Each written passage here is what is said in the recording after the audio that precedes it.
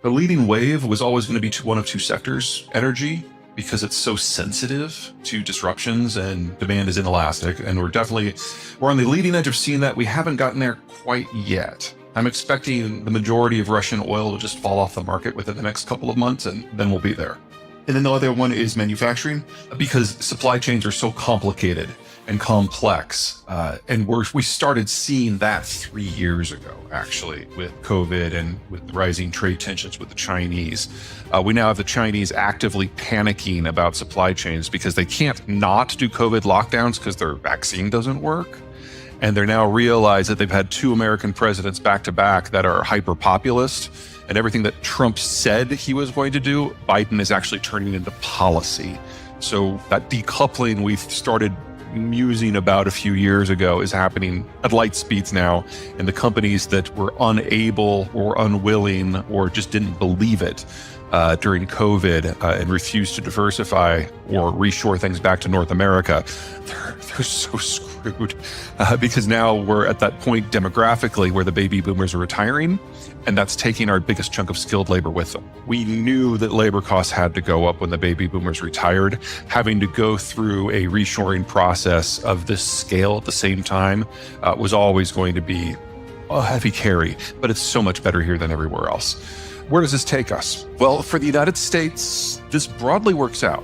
The United States is a net exporter of oil, and while we will absolutely have to retool some of our refineries and the price balances we're used to for refined products is going to shift, we can get through this because we're going to be doing it in an environment of a saturated market. We don't use a lot of Russian crude. We never did. And refineries have been moving bit by bit in this direction for 15 years because of the shale revolution anyway, to run on what is local. So we'll be okay there. We're the world's largest exporter of foodstuffs. We'll be okay there. And we're in the Western Hemisphere, which is largely, maybe immune's not the right word, but certainly heavily resistant and atypical compared to the Eastern Hemisphere in terms of population structures and trade patterns and resource access. So the United States will have some bumps on the way, but 5 years from now, we're going to be in a better place than we are now with a more stable supply chain system. Getting here, from here to there, it'll be awkward at times. Everybody else is so screwed. The primary source of income for East Asia is manufacturing. And a lot of that's going to go away because the East Asian countries don't have sufficient numbers of 20-somethings and 30-somethings and early 40-somethings that people consume to buy what they produce. So when those supply chains relocate, there's nothing left. There's no oil. The agricultural options are very thin. The Chinese import 85% of their oil. 85% of that comes from the Persian Gulf, and the United States is no longer there to keep the lines open.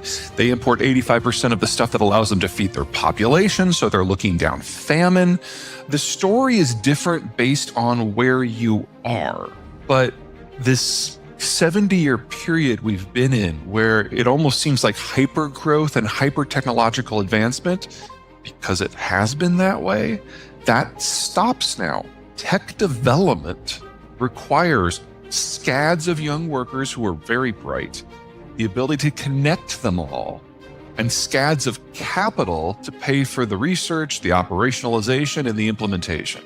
Once the baby boomers retire, the money goes away. And as deglobalization breaks, those connections among workforces goes away. So Silicon Valley will still be there, but it won't have the global network that it's used to. So everything is going to slow down.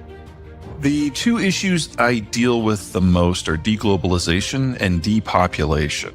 So first, deglobalization. We do not have a history of trade as a species until really 1945. We had a series of competing imperial systems before that went after resources and labor and markets and everything, but they kept everything in-house. That ultimately generated the world wars and World War II.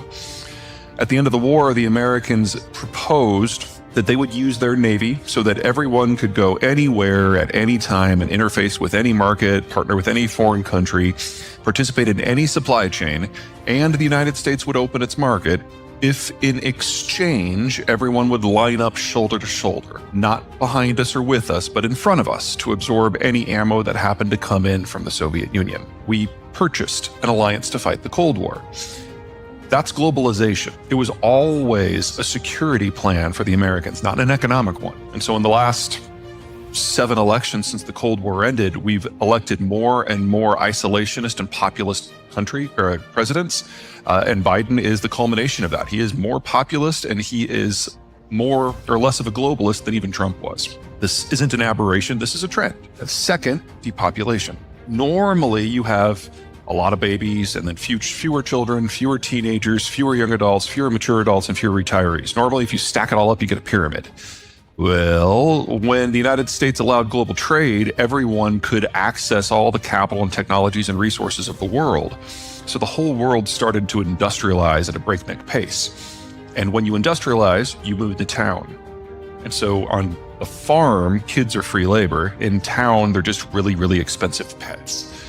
You do this for 75 years, and we now have a good chunk of the world, the advanced world, that has more people in their 60s than their 50s than their 40s than their 30s than their 10s and so on.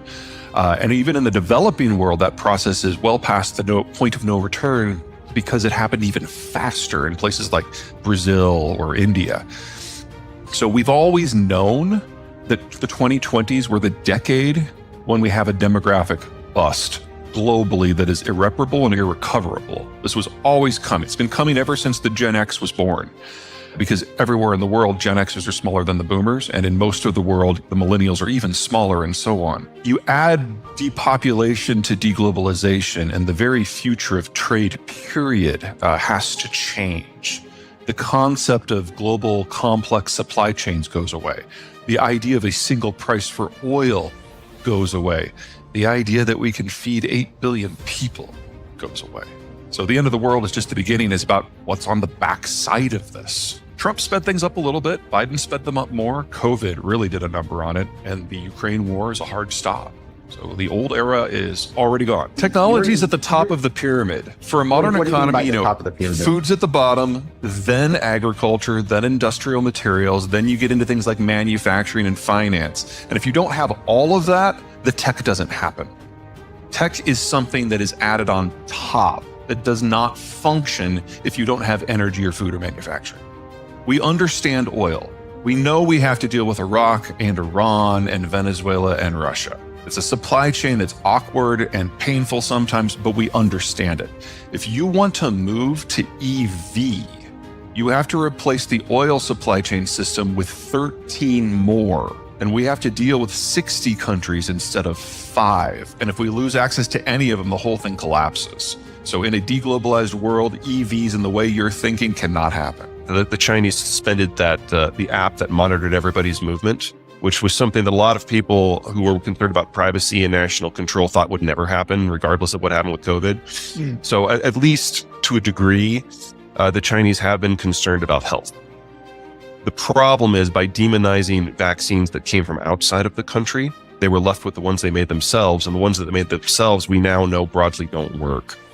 Countries like Indonesia, the UAE, Chile, they used the Chinese vaccines in their first round, and when they discovered that it barely worked against the original strain and was useless against Alpha, Delta, and Omicron, they discontinued the Chinese vaccine completely. But the Chinese, having spent 2 years talking about how the American vaccines will make you infertile and magnetic, can't go out and push those on their own people. So the Chinese population is broadly, well, they're vaccinated, but they're not vaccinated with something that works. A command economy, top-down control, I think the Chinese have proved that is a disaster. And it works great when nothing changes. Right. Yeah, so if you understand the baseline and the baseline never moves, command economy is okay. But yes, in a more dynamic situation, sure, you can make decisions more quickly, but it also means if you make the wrong decision, it's a disaster. And they've made several wrong decisions.